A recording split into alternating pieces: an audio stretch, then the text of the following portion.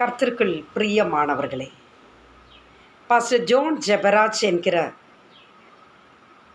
கர்த்தருடைய ஊழியக்காரர் இவர்களுக்கு சில பிரச்சனைகள் ஏற்பட்டுள்ளது.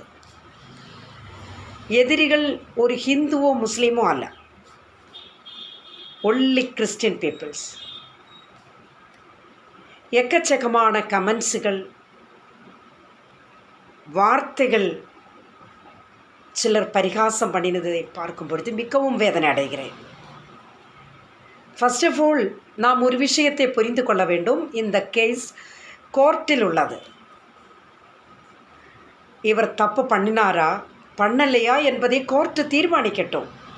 அதன் பிறகு நம்ம குறைகள் குற்றங்களை சொல்லலாமே. இந்த ஊழியக்காரரே குறை சொல்லி கொண்டிருக்கிறதான மற்றவர்களிடம் நான் ஒரே ஒரு கேள்வி கேட்குறேன். ஐயா, நீங்கள் ஒழுங்காக இருக்கிறோமா? அது எப்படிங்க? மற்றவர்களை குறை சொல்லும் பொழுது நாவுக்கு எவ்வளவு நீளம்! பிரியமானவர்களே, சிலர் இயேசுவின் இடத்தில் ஒரு பாபினியான ஒரு ஸ்திரீயை கொண்டு வந்தார்கள்.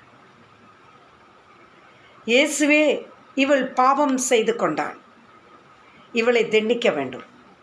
இயேசு சொன்னார், உங்களில் பாவம் செய்யாதவர்கள் இவளை கல்லெறிய வேண்டும் என்று சொல்லி இயேசு மண்ணில் இவர்கள் பெயர்கள் எழுதி கொண்டிருந்தார்கள். இயேசு நிமிர்ந்து பார்க்கும் பொழுது அந்த ஸ்திரீயானவள் மட்டும்தான் அங்கே இருக்கிறது. மற்றவர்கள் எல்லாரும் ஓடினார்கள். ஒருத்தர் கூட அங்கே இல்லை. எஸ்கேப்.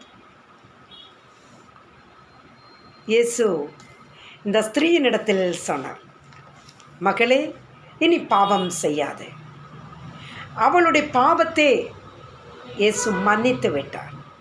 பிரியமானவர்களே, நாமும் இயேசு மன்னித்தது போல் மன்னிக்கலாமே. பாஸ்டர் ஜான் ஜெபராஜ் அவர்கள் கர்த்தரால் அபிஷேகம் பண்ணப்பட்ட தேவ மனிதன். வெகு சீக்கிரமாக அவர் வெளியே வர வேண்டும். இன்னும் ஏராளமானோருக்கு அவருடைய ஊழியம் ஒரு ஆசீர்வாதமாக அமையட்டும் என்பதே நான் ஆசைப்படுகிறேன்.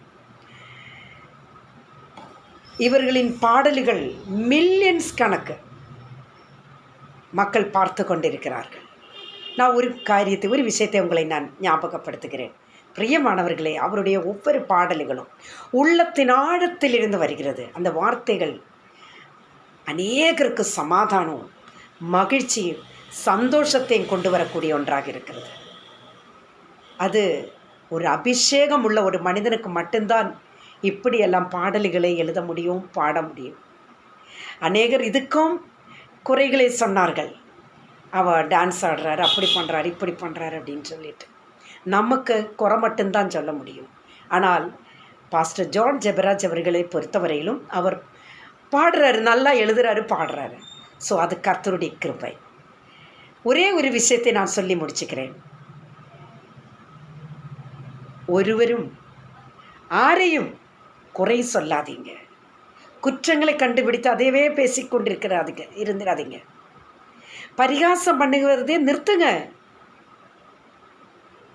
ஸோ ஜெபிக்கலாம். ஒரு ஊழியக்காரனுக்கு எதிரி மற்ற யாரும் இல்லைங்க, கிறிஸ்தவனே தான். கிறிஸ்தவன் முன்னுக்கு வரவே கூடாது. அவனுக்கு எதிரி கிறிஸ்தவனாக தான் இருக்கும். இதே நீங்கள் பாருங்கள், ஜாதிகள் மத்தியே அவங்க யாருமே இப்படி இருக்காதுங்க. ஒருத்தருமே இப்படி இருக்காதுங்க. ஆனால் கிறிஸ்தவன் அப்படி இல்லை. ஒருவனுடைய முன்னேற்றத்தில், ஒருவனுடைய வளர்ச்சியில் குறை கண்டுபிடிச்சு அவனை குற்றப்படுத்தி, அவனை ஒற்றப்படுத்தி, அவனை நிந்தித்து, அவமானித்து என்னென்ன பண்ண முடியுமோ எல்லாத்தையும் பண்ணுவாங்க. இதுதான் கிறிஸ்தவன். ஸோ இப்படி இதெல்லாவற்றையும் விட்டு விடுங்க. நம்ம ஒன்று சேருவோம்.